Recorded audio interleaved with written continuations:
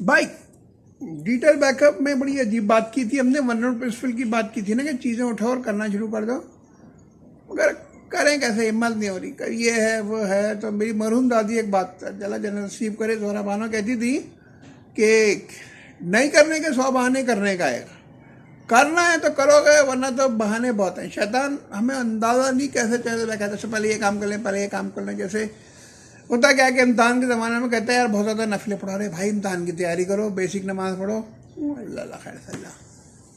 Mel Robbins कहती है इसको 5 सेकंड रूल। कदीम प्रिंसिपल, बहुत कदीम उसूल है। जो काम करना है 1 2 3 4 5 उठे और काट दें, वरना कभी भी नहीं शुरू कर पाएंगे आप।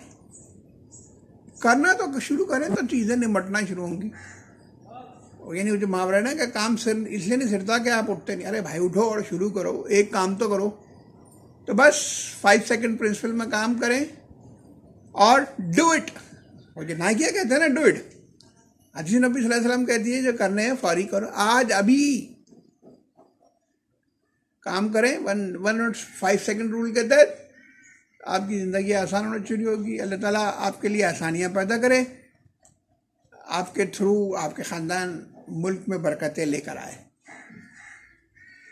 अल्लाह हाफिज़ व नासिर।